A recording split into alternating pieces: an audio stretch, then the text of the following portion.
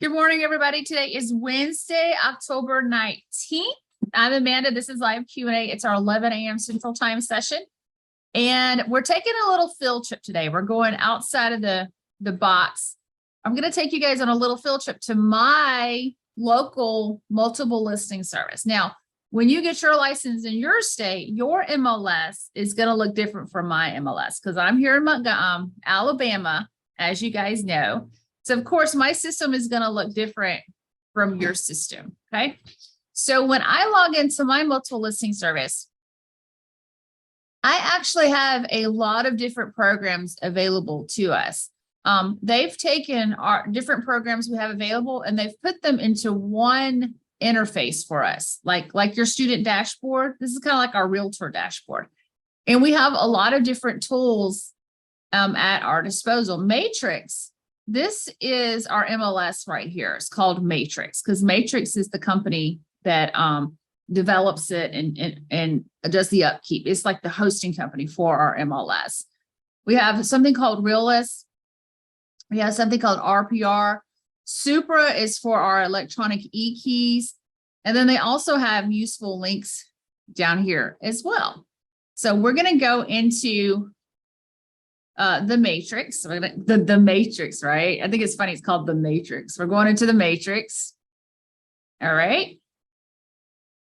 All right. Now, when our Matrix, when you log onto it, it gives you these little notices. So I'm just going to hit read later and telling me things I need to know. I'm going to read later. Just a bunch of stuff. Okay. So here we are. This is our dashboard. And you can see all the tools we have available. And these are our news and alerts. These are my listings. Now, I focus mainly on education. You can see that my last listing was 2 years ago. I just get referral fees. So if I have a friend comes to me and says, hey, I want to buy a house, can you help me? I'll say, you know what? I just really teach now, but I can refer you to a really great agent in my office, and she'll take very good care of you. And it's one of my good friends, Lisa. And Lisa is a phenomenal real estate agent. She helped my mother sell her house. She helped one of my best friends buy a house. And so I get a referral fee for doing nothing, for just referring my friends to Lisa. So I stay in my lane. I teach. Over here are the hot sheets. So these are like the new listings. So if you want to click over there and see what's just come up on the market, that's what you would do. So let's click on the hot sheets and see what pops up. Let's go over here. So we're going to click on residential. Oh, one thing I want to show you that notice under the hot sheets, it's got residential, land, multifamily, commercial, industrial, rentals, and cross property. The realtors really, the majority of realtors, the bulk of realtors do residential. Some realtors also do land, some do multifamily, some do commercial, but I would go ahead and say 95% of our transactions are residential. Okay, so that's why you might run into some real estate agents that just do land and they don't use the MLS. They're not part of the realtor group, but they have a license. So your license comes first. And then if you need it, you join the realtors. Now, if you're doing residential, you're going to more than likely have to join the realtor group. Okay. Now, being part of the realtors is not cheap. In our market, to join the realtors is going to cost about $1,800. So Jill, if you're here, I know Jill's in Alabama, depending on where you're at, Jill, go ahead and put back about $1,800 to join. In my market here in Alabama, it costs me $1,200 a year to be part of the realtors. Okay, so it's expensive. Your broker is not going to pay for it. You have to pay for it out of your own little pocket. The good news, though, is that you can write it off on your taxes. It is tax deductible because it's a business expense. So the only reason that I'm part of the realtor still, guys, is for my referrals. And because I need it for school. When I teach post-license, I have to have access to the MLS. So, all right.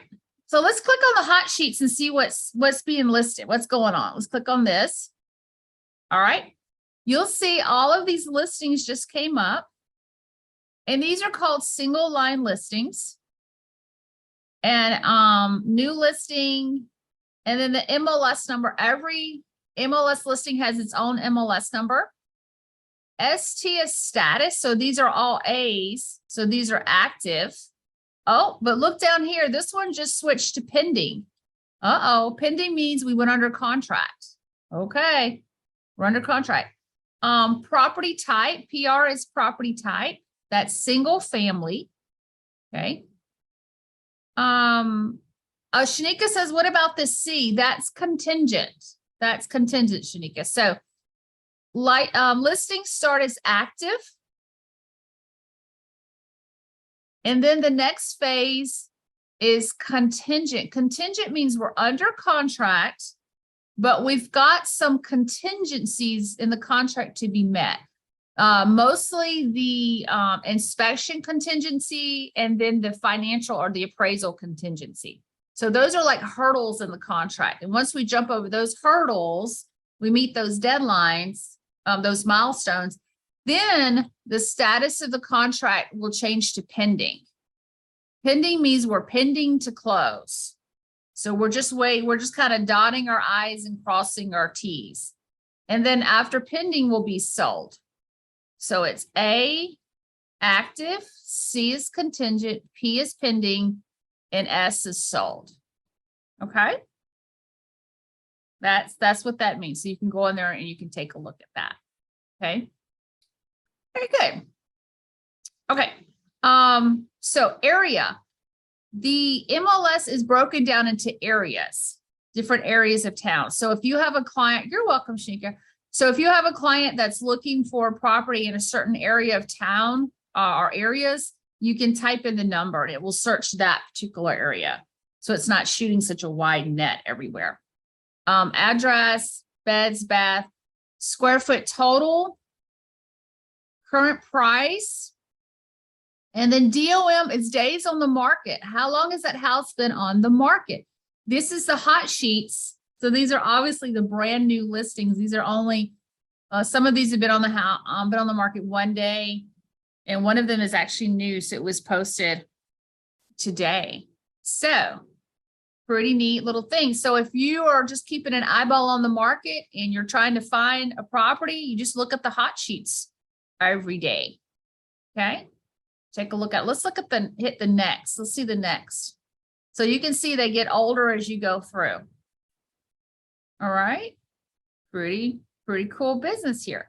Now, another thing you can do is that you can sort it. If you click on the number up here, you can sort it. So it'll sort by that. Okay. All right. So let's go back to our dashboard. Okay. Let's say you want to do a search for a property. Okay. You're like, you got a buyer client and your buyer client's like, Amanda, can you find some listings for me? What do we have going on? So you just click on search and choose what type of search you want. Let's do a residential search. H is for hold, Shanika. There was a listing and for whatever reason, the seller decided to put it on hold. Maybe they don't want to withdraw the listing, so they don't want to take it off the market. It's kind of like hitting the pause button. So maybe they have some repairs to do, or there's a title issue they need to clear up. So they'll just put it on hold, and then when they're ready, they'll make it back active. That's what the H is for. You don't see the H that often, but it does pop up sometimes. Okay. All right. So let's say we've got a little buyer client and the buyer. Yeah, I saw it too. I don't see those often, but I saw it. All right. So we got a little buyer client and we want to kind of look and see what's available in the market for them. So let's say that they want a single family home. So we're going to click that. And then we want to look at active and contingent. I wouldn't really click pending because those people have cleared to close. So there's no reason going to those folks. But contingent, you might be able to take a backup offer to someone that's contingent. So it doesn't hurt to look at contingents. All right. Days on the market. This is days on the market. How far back do you want to go? And this is done in days. So everything's selling so quickly here. I'm just going to put 180 days. Okay. We'll put 180 days. Andrea says, my previous real estate agent sent me a list of properties she copied from her MLS, and I was able to look at the stats and pictures of properties based on my criteria. That's exactly right. I'm going to show you how she did that, Andrea. And that's another great tool in MLS is once we come up with these listings, I'm actually going to be able to send them. I can email them directly to my client. So it's an awesome tool. All right. Okay. We're going to pick county. Our MLS has a lot of different counties in it because we actually joined with our local area countywide, but we also joined with another part of the state down in Enterprise and Dothan. So when you're looking, make sure you click on the county. Your MLS might actually be a statewide MLS. So you'll learn that when you get in your MLS. So I'm just going to look at Montgomery County. And then area, this is what I was talking about before, where our area is divided up into different areas. So we have a little map here and you can see all the areas right here. So if you know the area you want to look for, you could type the number in. Okay. Neighborhood. If you have a particular neighborhood that you're interested in, some people, when they approach you, they know what area they want to look in. They'll tell you the neighborhood that hey, I want to go find a house in that neighborhood. Let's put Wind Lakes because that's kind of that's a fancy neighborhood here in Montgomery. So let's see what the fancy folks are buying over there in Wind Lakes. You also can put in the school district, and then you can start putting in some details. I'm going to leave the price open right now just to see what pops up. You also could put in total bedrooms if you had a range, total baths, full baths, square footage, pool type. And then you can also add criteria to this. If there's something that specific that your buyer's looking for, you could add that down here. You can add criteria. Okay. So let's just do the results and see what pops up. Oh, nothing popped up. Nothing for sale in Wind Lakes. Oh no. So let's pop criteria again. Let's take Wind Lakes off. And let's put in an area.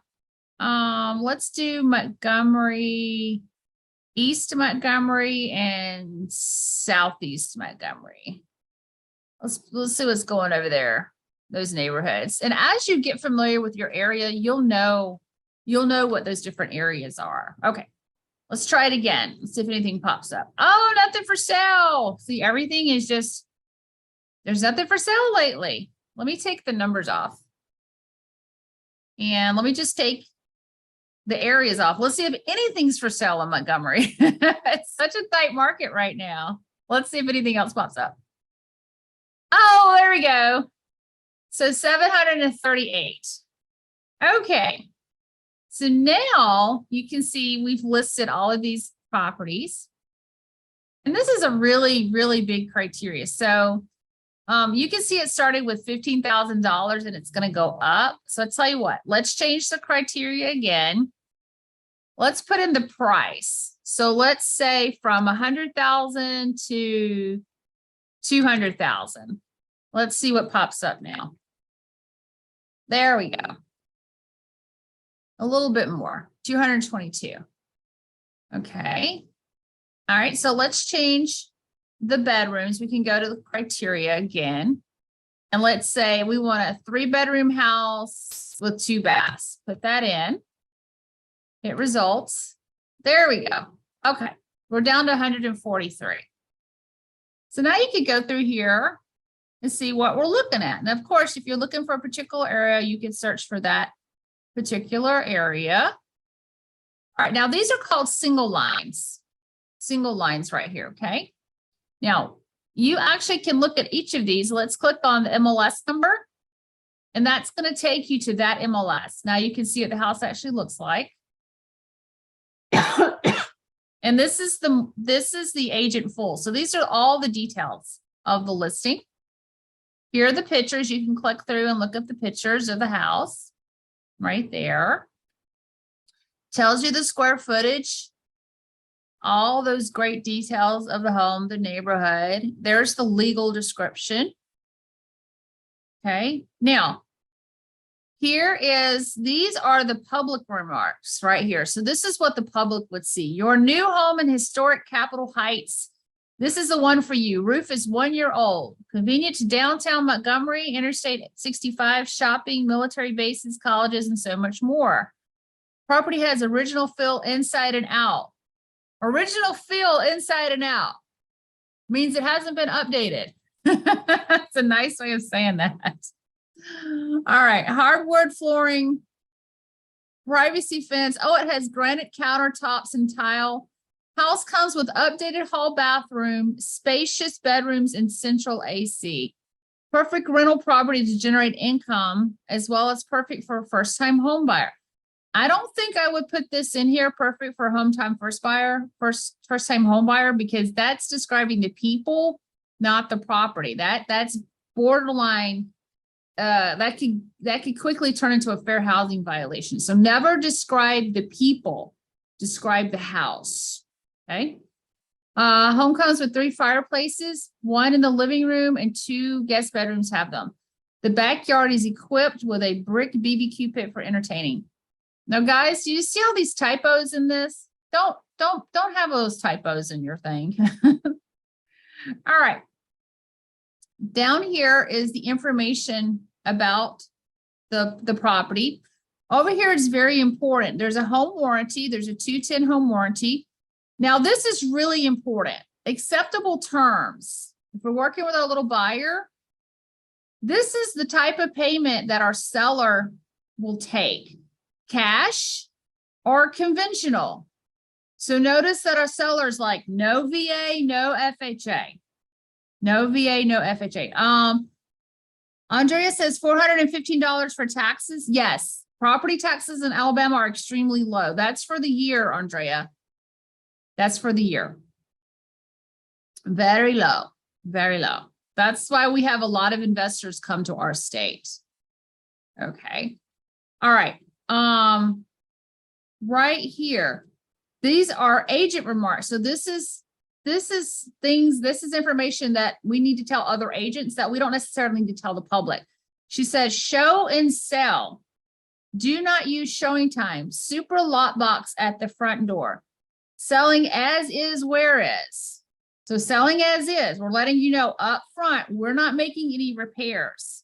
So Shay was asking, why wouldn't a seller want VA or FHA? Right here, selling as is. Shay, if our buyer's using FHA or VA loans, the house has to be in very good condition.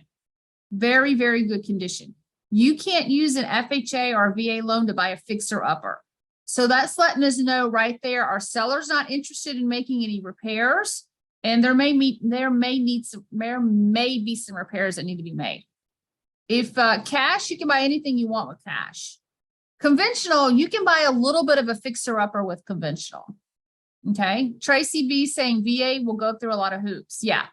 If you're using a VA loan, get ready to jump through a lot of hoops. They are very stringent about their criteria for homes. Seller offering to pay for home warranty.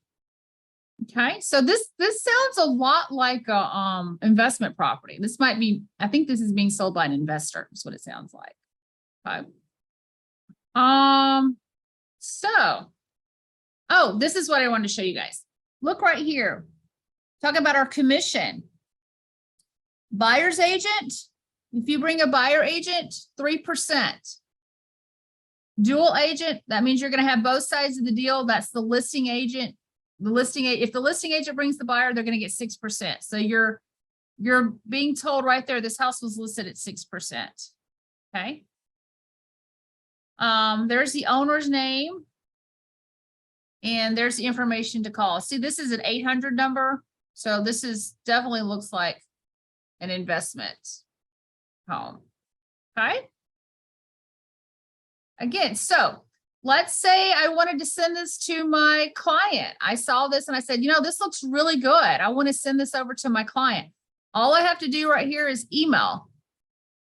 And I could send it. This is my email address. I could send it to one of you to take a look at. Okay. Pretty neat, huh? I can send it right to you. Wow. Okay. Pretty cool. Cool stuff. All right. Let me cancel and get out of that.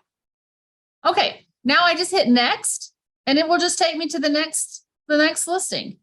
And I could go through all of these and take a look. See see another great property for a first-time home buyer or small household. Not really what you should be saying. Yeah, these people didn't come to my class. All right. Now, again, more information about the property. Right down here, always want to make sure you read the agent remarks. House is vacant. Show anytime. Pre-approval letter must be submitted with all offers. Okay. You don't have to have it and make an appointment to show. Super key box on front door. Right here, they're taking cash, conventional, down payment assistance available, FHA and VA. So they're taking everything. All right. Oh, but look here. 2.5%. So they've listed this property at 5%. So if you're a buyer's agent and your buyer has offered to pay you 3% commission, that means you're going to be out a 0.5% somewhere. Okay, let's go back to our listings. So this is, you go through all of them individually. Let's go back to agent single line. That's all of them right here. And let's try to narrow this down a little bit. This is a lot of houses. So let's change the days on market to 60 days. Let's see what we get. All right. Oop, everything under 60 days, it looks like it's contingent. Wow. That's a tough one. Let's take that off. And let's take off contingent. And let's see what we get now. All right, got a little more there. All right, so then you can start going through here and taking a look at everything and figuring out what are you looking for. Okay. Now, one thing I like to do is I like to click on neighborhood and it'll sort by neighborhood. So if you're looking for a particular neighborhood, that will help you find it more easily. And you can see, guys, there's just not a lot available out there. Forest Hills, Johnstown. I mean, we have such a low inventory. Montgomery East. Okay. Well, let's do a CMA on everything in Montgomery East. So see right here, Montgomery East. Let's do a CMA for these. So all we're going to do is we're going to go here and click on all of these. We're going to select them. We want to compare these. And then we've got this tool down here. It's really awesome. It's called Quick CMA. So we're going to click on that. And it generates a quick CMA. Okay. Andrea says, does the MLS have its own built-in training module? Do you mean, can you get like a training version so you can just play with it, Andrea? Or does it have training videos? Can you get training on it once you're an official member? Does it have training videos? Yes.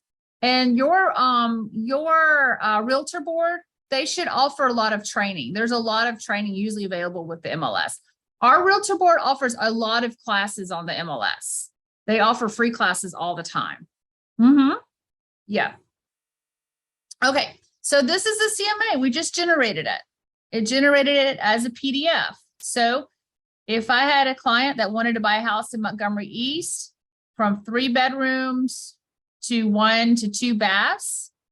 This is what we're looking for. Well, not a whole lot on the market, but I could send this to them and they could get a quick CMA to get an idea of what they were looking at. Okay, I'll just send that over to them. That's how it's done. Now, we could do a more involved CMA. We could click the big CMA button. We can click that. And then we would have to put in content information. All right, I'm going to pick myself and pages. And this is going to make a really big thing here. Oops. Save. Oop.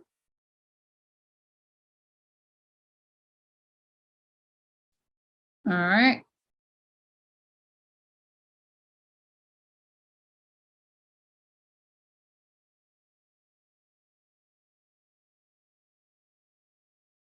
Guys, hold on. Something's making a weird noise in my thing.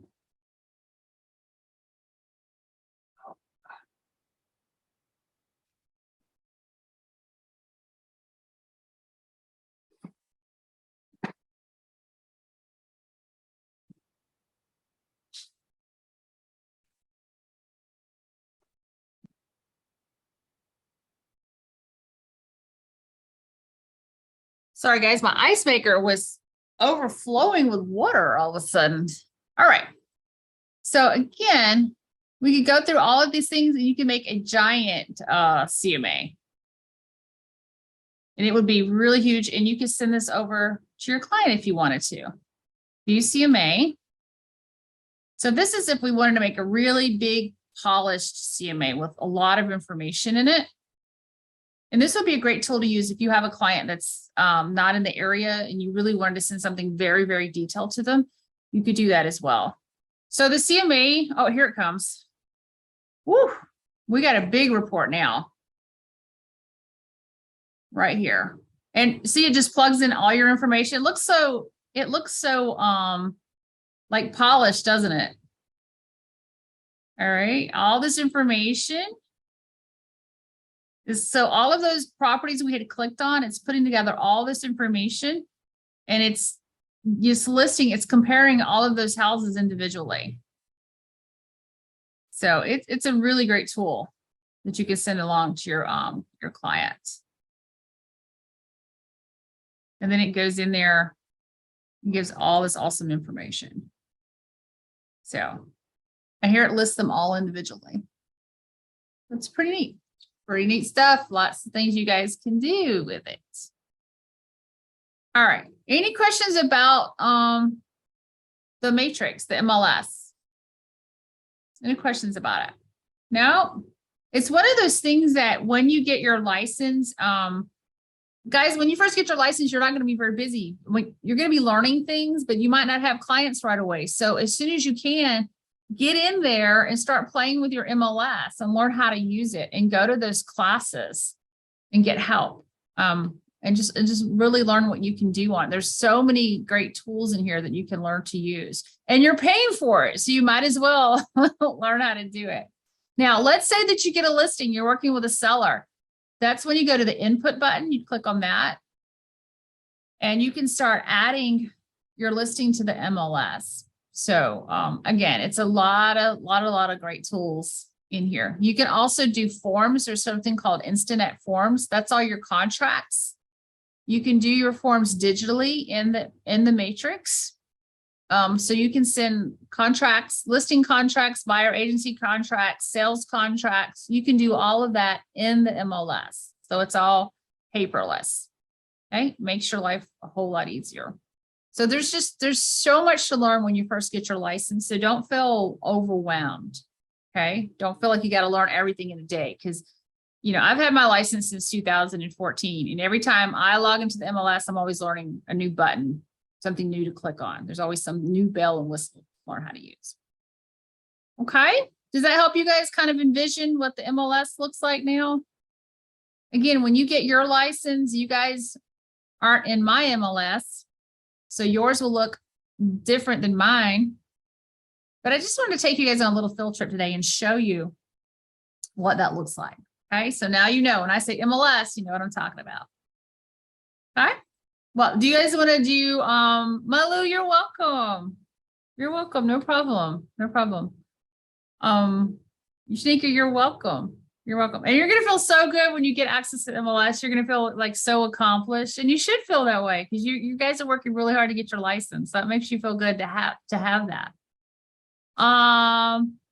Okay, do y'all want to do some vocabulary words? Do y'all want to try some more vocabulary words out since we've got some time left in our hour? Were y'all studying vocabulary? All right, well, that's what we're going to do. So let's do some more vocabulary. All right. Does anybody remember where we left off yesterday? I know we're on exam number 2. I think we got all the way to, I know we did that. Let me see. Got that.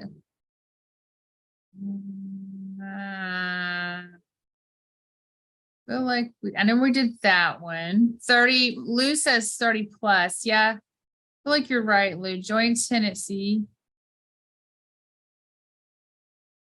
Andrea says you're still going to continue to study, though I passed my exam. You should, Andrea. You should. I think we did that one. I feel like we got we did 36. I remember us doing 36. I think we did 37. Nope, we didn't do that one. Okay. Here we go. We did encumbrance. I remember talking about that one. Okay. All right, 38. We're going to pick up right here. Oh, you're welcome, Andrea. You're so welcome, sweetie. You're so welcome. Andrea, you have my email, so just send me an email and keep in touch with me and let me know how you're doing. I got an email this morning from Jahan. So Jahan's been keeping in touch with me.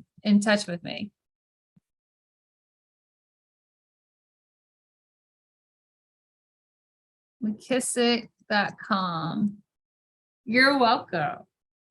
You're welcome. Okay, so this is very informal. This is how we do it. We just read it aloud. I'm going to read it to you guys and just type your answer into the chat.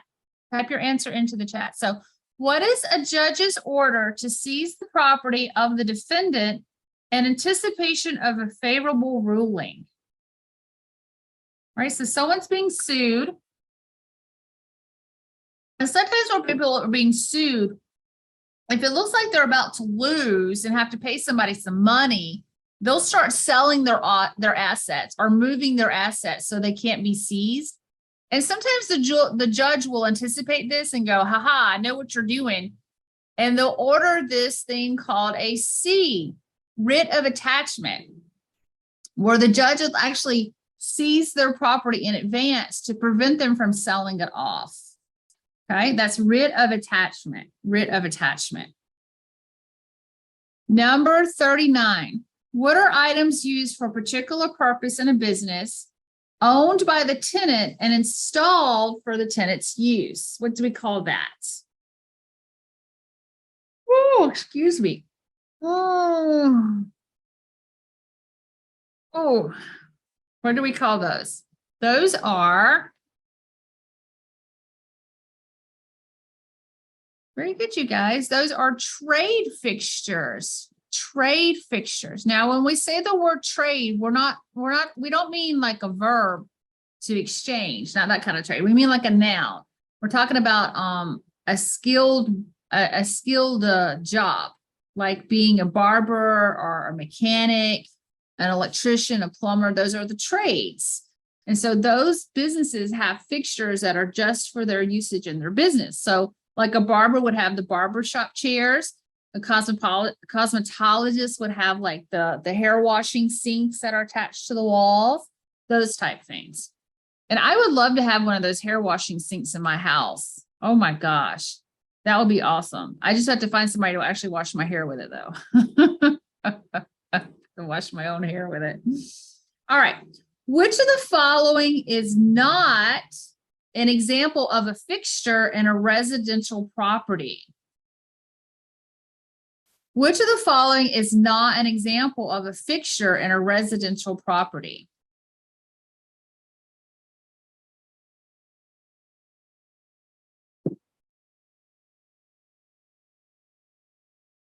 Anybody?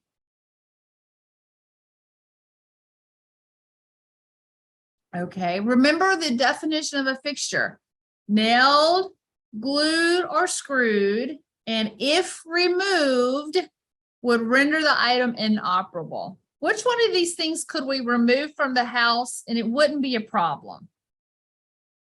It's B, the refrigerator, right? Remember, a fixture, nailed, glued, or screwed, and if removed, would render the item inoperable. If we took the toilet out of the house, would we have a problem? Yes, because we'd have a big stinky hole in the floor, right? If we took down the ceiling fan, would that be a problem? Yes, because we'd have a hole in the ceiling with wires dangling out of it. What about the furnace? If we took the furnace out of the house, would it be a problem? Yes, because we have no heating. We took the refrigerator out, would it be a problem? No, that's not going to cause a problem. All right. Number 41, what is the loss of a right to enforce the CC&Rs because owners in a subdivision allowed a violation to continue? What is that called? So there's a rule and regulation, and the CC&Rs are like the rules and regulations. And over time, that rule and regulation was not enforced. So after a while, you lose your authority to enforce that law, that rule and regulation. What's that called? You guys have been studying. Look at y'all. Those are latches. That's called latches. It's kind of like when you have a rule for your child and you stop enforcing the rule. After a while, you don't have the authority to enforce that rule anymore because you didn't enforce it. So you kind of lose your power to do it. Number 42. What is the transformation from real property to personal property called? What is it called when you go from real property to personal property?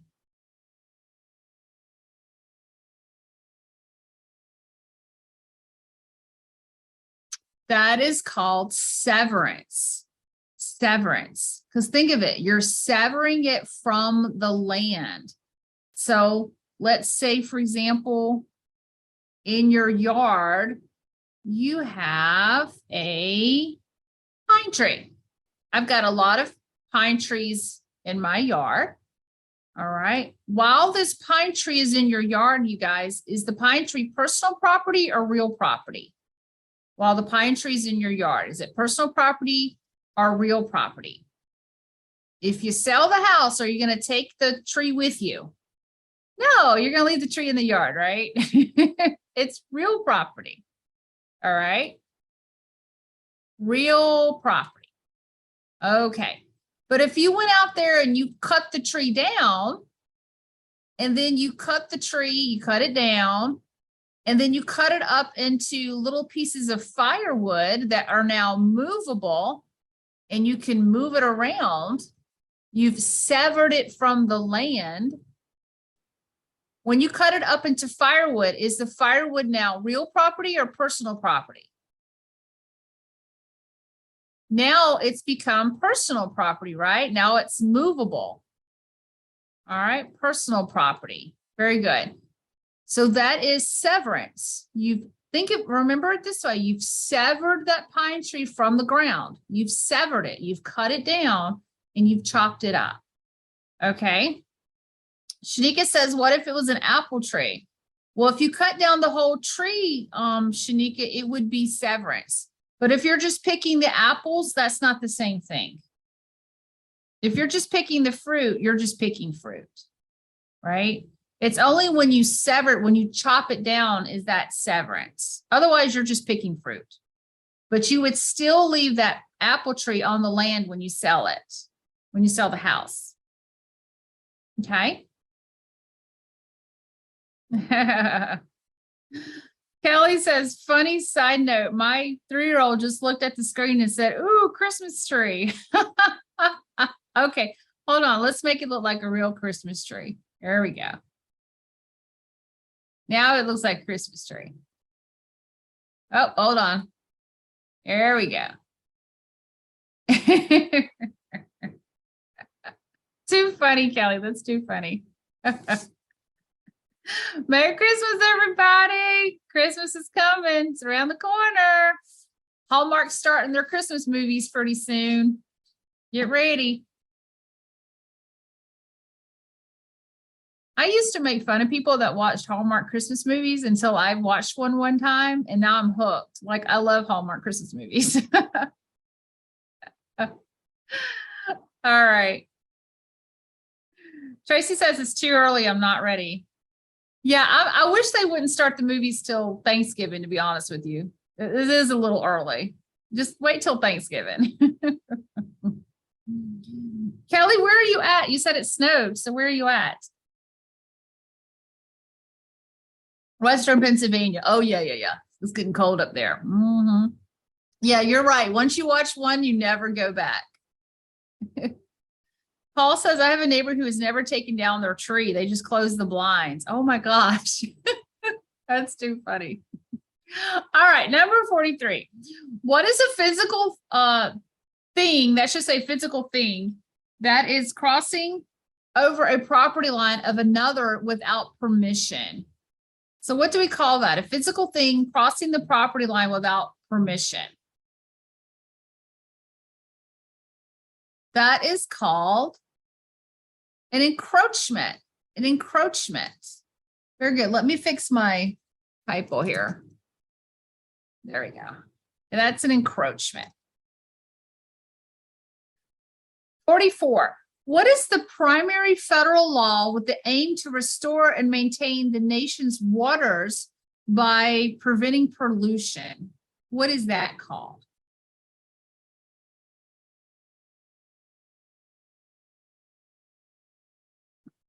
Which one is that one? And this one's pretty easy, right? That is the B, the Clean Water Act. You can kind of figure that one out. Number 45. What is a type of voluntary life estate in which, after the death of the life tenant, the property will transfer back to the grantor or his heirs? Now, hold on before you answer. Transfer back. What is another word for transfer back or go back? What is another word for transfer back or go back?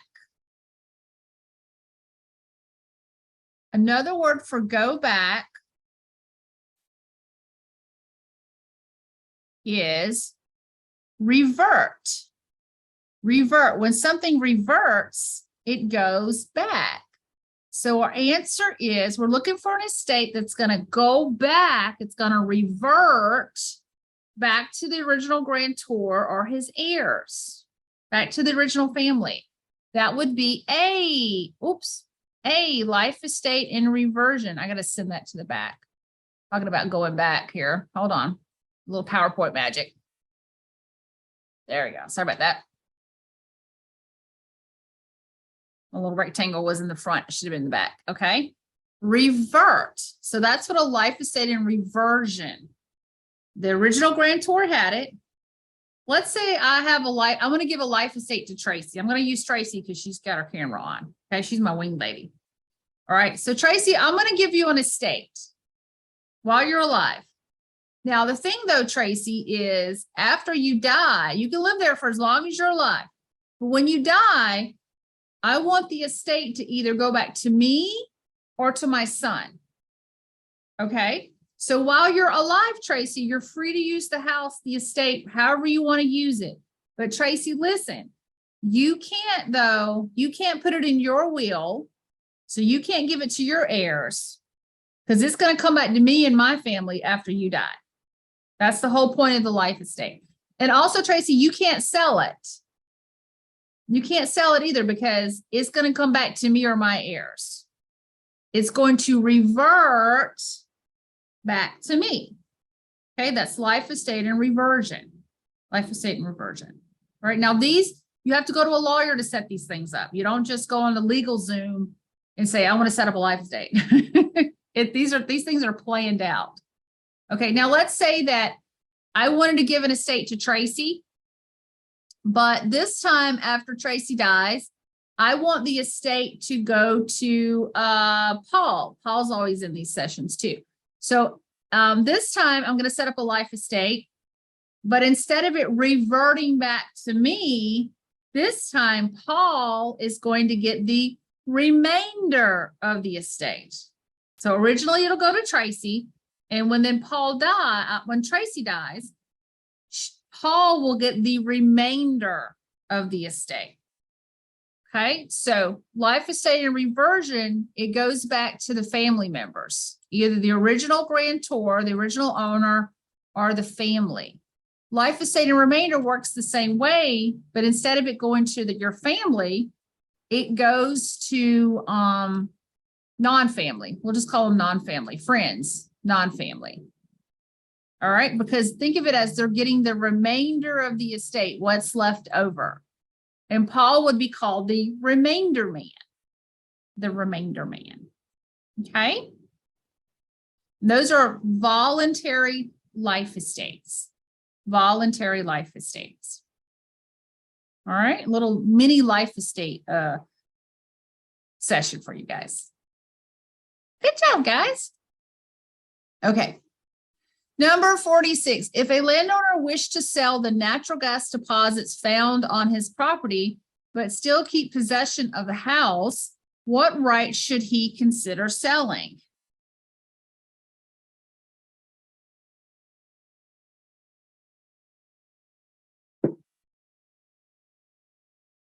That's right. C, mineral rights. C, mineral rights. Remember, mineral rights are also called subsurface rights. Subsurface rights. 47. What is a multi-page form that the homeowner completes detailing all physical problems and defects of the property that are known? What's this called?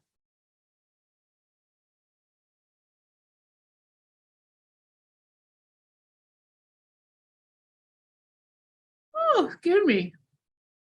What is that?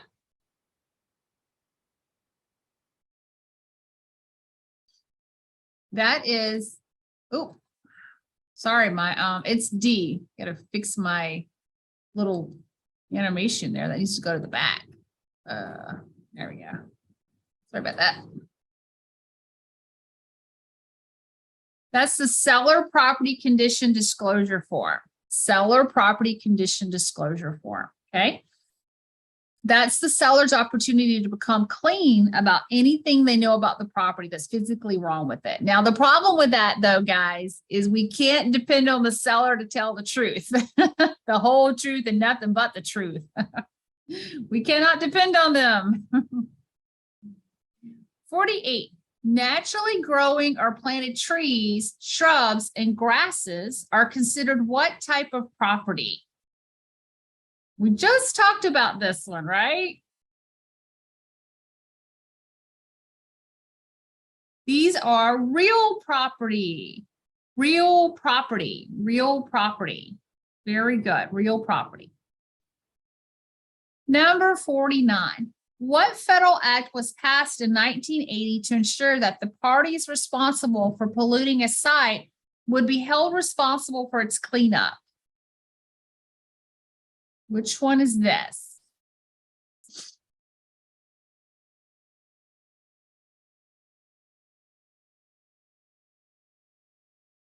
Answer is C, CERCLA. Man, it looks like I didn't finish putting my my animations right here. I gotta fix those. CERCLA. Okay, it's CERCLA. Guys, the Brownfields law, that wasn't passed until 2002.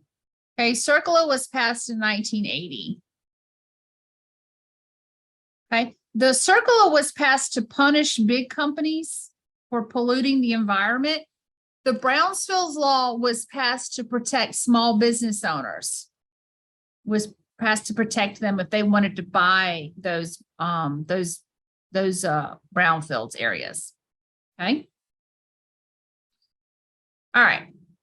Number 50, what are large tanks buried underneath or below the surface of the ground used to store toxic products such as gasoline? What do we call these?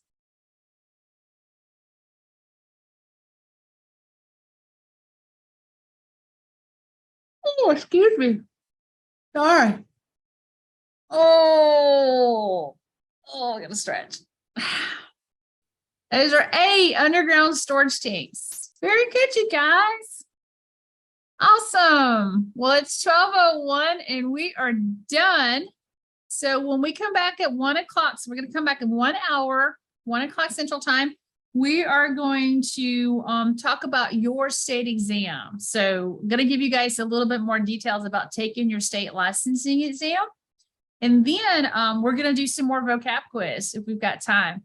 Hey, DJ, I just saw you're back. Hey, DJ. All right. You're welcome. Thank you, Andrea. I'll see you guys in an hour. Okay, guys? I have a question. Oh, go ahead, Tracy. So, what we got? Real estate express is changes its name. Yes. Yes. I'm gonna stop recording, Tracy.